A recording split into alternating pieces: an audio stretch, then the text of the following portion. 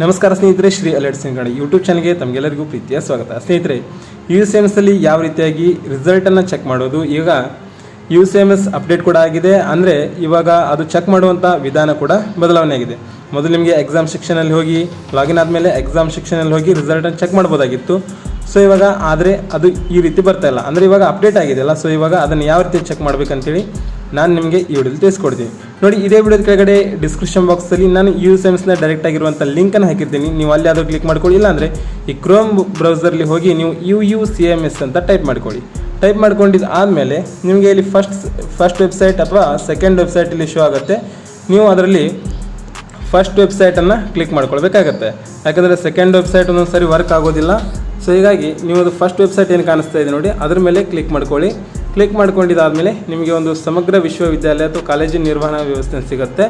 ಅಲ್ಲಿ UCMS ಅಂತ ಏನು ಕಾಣಿಸ್ತಾ ಇತ್ತು ಅದ್ರ ಮೇಲೆ ಕ್ಲಿಕ್ ಮಾಡ್ಕೊಂಡಿದ್ದಾದಮೇಲೆ ಇಲ್ಲಿ ರೈಟ್ ಸೈಡಲ್ಲಿ ಒಂದು ವೈಟ್ ಫೇಸ್ ಕಾಣಿಸ್ತಾ ಇದೆ. ಅಲ್ಲಿ ಕ್ಲಿಕ್ ಮಾಡಿಕೊಂಡು ಇಲ್ಲಿ ಲಾಗಿನ್ ಅಂತ ಮತ್ತೊಂದು ಆಪ್ಷನ್ ಕಾಣಿಸ್ತಾ ಇದೆ. ಲೆಫ್ಟ್ ಸೈಡಲ್ಲಿ ನೋಡ್ತಾ ಇರ್ಬೋದು ನೀವು. ಲಾಗಿನ್ ಅಂತ ಕ್ಲಿಕ್ ಮಾಡ್ಕೊಳ್ಳಿ. ಕ್ಲಿಕ್ ಮಾಡ್ಕೊಂಡಿದ್ದಾದಮೇಲೆ ನಿಮ್ಮೊಂದು UCMSನ ಒಂದು ಸ್ಟೂಡೆಂಟ್ ಲಾಗಿನ್ ಇಲ್ಲಿ ಓಪನ್ ಆಗುತ್ತೆ.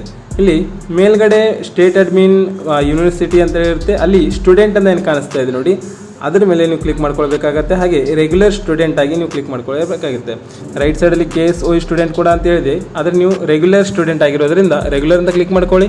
ನೀವೇನಾದರೂ KSOE ಆಗಿದ್ರೆ KSOE ಅಂತ ಸೆಲೆಕ್ಟ್ ಮಾಡ್ಕೊಳ್ಳಿ. ಅದಾದಮೇಲೆ ಯೂಸರ್ ನೇಮ್ ಹಾಗೆ ಪಾಸ್ವರ್ಡನ್ನು ನೀವು ಸರಿಯಾಗಿ ಇಲ್ಲಿ ಫಿಲ್ ಮಾಡ್ಕೊಳ್ಬೇಕಾಗತ್ತೆ. ಅದಾದಮೇಲೆ ಕೆಳಗಡೆ ಕಾಣ್ತಾ ಇರುವಂಥ ಕ್ಯಾಪ್ಚಾವನ್ನು ಇಲ್ಲಿ ಫಿಲ್ ಮಾಡ್ಕೊಳ್ಬೇಕಾಗತ್ತೆ. ಮಾಡ್ಕೊಂಡಿದ್ದಾದಮೇಲೆ ಕೆಳಗಡೆ ಲಾಗಿನ್ ಅಂತ ಏನು ಕಾಣಿಸ್ತಾ ಇದೆ ನೋಡಿ, ಲಾಗಿನ್ ಮೇಲೆ ಕ್ಲಿಕ್ ಮಾಡ್ಕೊಳ್ಳಿ. ಕ್ಲಿಕ್ ಮಾಡ್ಕೊಂಡಿದ್ದಾದಮೇಲೆ ನಿಮ್ಮ ಒಂದು ಯಾವ ಒಂದು ವಿದ್ಯಾರ್ಥಿದು ಚೆಕ್ ಮಾಡ್ತಾ ಇರುತ್ತೆ ಅದೊಂದು ಇಂಟರ್ಫೇಸ್ ಓಪನ್ ಆಗುತ್ತೆ. ಇಲ್ಲಿ view admission details, upload my photo and signature, upload documents, admission update ಅಂತ ಕಾಣಿಸ್ತಾ ಇರುತ್ತೆ. ಸೊ ಇವಾಗ ನೀವು ಯಾವುದು ಕ್ಲಿಕ್ ಮಾಡಬೇಕಂದ್ರೆ ಫಸ್ಟಲ್ಲಿ ವ್ಯೂ ಮೈ ಅಡ್ಮಿಷನ್ ಡೀಟೇಲ್ಸ್ ಅಂತ ಏನು ಕಾಣಿಸ್ತಾ ಇದೆ ಅದ್ರ ಮೇಲೆ ನೀವು ಕ್ಲಿಕ್ ಮಾಡ್ಕೊಳ್ಬೇಕಾಗತ್ತೆ. ಕ್ಲಿಕ್ ಮಾಡ್ಕೊಂಡಿದ್ದಾದಮೇಲೆ ಆ ಒಂದು ವಿದ್ಯಾರ್ಥಿಯ ಎಲ್ಲ ಡೀಟೇಲ್ಸ್ ಕೂಡ ಇಲ್ಲಿ ಒಂದು ಅಪ್ಲಿಕೇಶನಲ್ಲಿ ಇರುವಂತಹ ಡೀಟೇಲ್ಸ್ ಕೂಡ ಎಲ್ಲವೂ ಕೂಡ ಶೋ ಆಗುತ್ತೆ. ನೀವು ಗಮನಿಸ್ತಾ ಇರ್ಬೋದು. ಆ ಒಂದು ಡೀಟೇಲ್ಸ್ ಆದಮೇಲೆ ಆ ಒಂದು ವಿದ್ಯಾರ್ಥಿ ಎಲ್ಲ ಸಬ್ಜೆಕ್ಟಲ್ಲಿ ಪಾಸ್ ಆಗಿದ್ದರೆ ಮಾತ್ರ ಆ ಒಂದು ರಿಸಲ್ಟ್ ಶೋ ಆಗುತ್ತೆ. ಒಂದು ವೇಳೆ ಆ ವಿದ್ಯಾರ್ಥಿ ಏನಾದರೂ ಫೇಲ್ ಆಗಿದ್ದರೆ ಗಮನಿಸ್ತಾ ಇರ್ಬೋದು. The number of courses registered academics is 55 and number of course result published in examination is 54. Hans please contact your previous university ಅಂತ ಬರುತ್ತೆ. ಅಂದರೆ ಟೋಟಲ್ ಆಗಿ 55 ಸಬ್ಜೆಕ್ಟ್ಗಳಿದ್ದಾವೆ, ಆದರೆ 54 ಸಬ್ಜೆಕ್ಟ್ಗಳು ಪಾಸ್ ಆಗಿದ್ದಾನೆ. ಒಂದು ಸಬ್ಜೆಕ್ಟನ್ನು ಫೇಲ್ ಆಗಿರೋದಕ್ಕೆ ಆ ಒಂದು ರಿಸಲ್ಟ್ ಇಲ್ಲಿ ಶೋ ಆಗೋದಿಲ್ಲ. ಗಮನಿಸ್ತಿದ್ರಲ್ಲ, ಈ ರೀತಿಯಾಗಿ ಬರುತ್ತೆ. ಅಂದರೆ ಟೋಟಲ್ ಆಗಿ 55 ಸಬ್ಜೆಕ್ಟ್ಗಳಿರ್ತವೆ, 54 ಮಾತ್ರ ಪಾಸ್ ಆಗಿದ್ದಾನೆ, ಇನ್ನೂ ಒಂದು ಸಬ್ಜೆಕ್ಟ್ ಫೇಲ್ ಆಗಿದ್ದಾನೆ. ಸೊ ಹೀಗಾಗಿ ಅವ್ನ ಸಬ್ಜೆಕ್ಟ್ ಬರೋದಿಲ್ಲ, ಅಂದರೆ ಅವ್ನ ರಿಸಲ್ಟ್ ಬರೋದಿಲ್ಲ. ಇವಾಗ ಪಾಸ್ ಆಗಿರುವಂಥ ವಿದ್ಯಾರ್ಥಿಗಳದ್ದು ಯಾವ ರೀತಿಯಾಗಿ ಬರುತ್ತೆ ಅದನ್ನು ಕೂಡ ನಾನು ಹೇಳ್ತೀನಿ.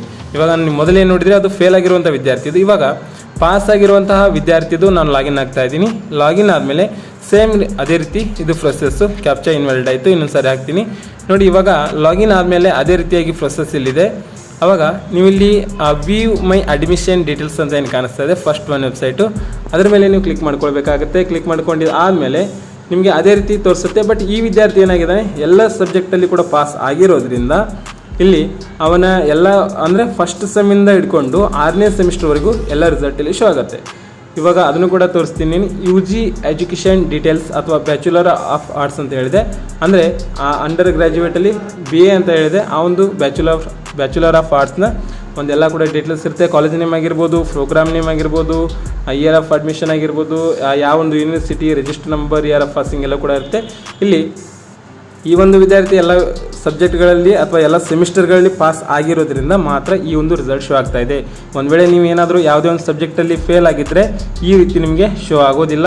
ಯಾರು ಪಾಸ್ ಆಗಿದ್ದಾರೆ ಅವ್ರದ್ದು ಮಾತ್ರ ಇಲ್ಲಿ ತೋರಿಸುತ್ತೆ. ರೈಟ್ ಸೈಡಲ್ಲಿ ನೀವು ಗಮನಿಸ್ತಾ ಇರ್ಬೋದು. ನೀವು 55 ಸಬ್ಜೆಕ್ಟ್ಗಳಿದ್ದಾವೆ.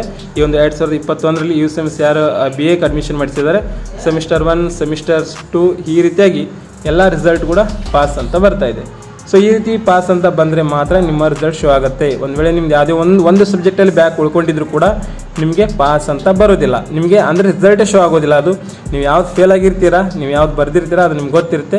ಯಾವಾಗ ನಿಮ್ಮ ಒಂದು ರಿಸಲ್ಟ್ ಪಾಸ್ ಆಗುತ್ತೆ ಆವಾಗ ಮಾತ್ರ ನಿಮ್ಮ ಒಂದು ಈ ರೀತಿಯಾಗಿ ನಾನು ಇವಾಗ ಸದ್ಯಕ್ಕೆ ಏನು ತೋರಿಸ್ತಾ ಇದ್ದೀನಿ ಈ ರೀತಿಯಾಗಿ ಬರುತ್ತೆ. ಸೊ ನೋಡಿದ್ರಲ್ಲ ಸ್ನೇಹಿತರೆ, ಇದಾಗಿತ್ತು ಇವತ್ತು ನೋಡಿ. ಈ ವಿಡಿಯೋ ನಿಮಗೆ ಏನಾದರೂ ಇಷ್ಟ ಆಗಿದ್ದರೆ ದಯವಿಟ್ಟು ಒಂದು ಲೈಕ್ ಮಾಡಿ, ಶೇರ್ ಮಾಡಿ. ಹಾಗೆ ನಮ್ಮ ಚಾನಲ್ಗೆ ನೀವು ಸಬ್ಸ್ಕ್ರೈಬ್ ಮಾಡ್ಕೊಂಡಿಲ್ಲ ಅಂದರೆ ದಯವಿಟ್ಟು ಸಬ್ಸ್ಕ್ರೈಬ್ ಮಾಡ್ಕೊಳ್ಳಿ.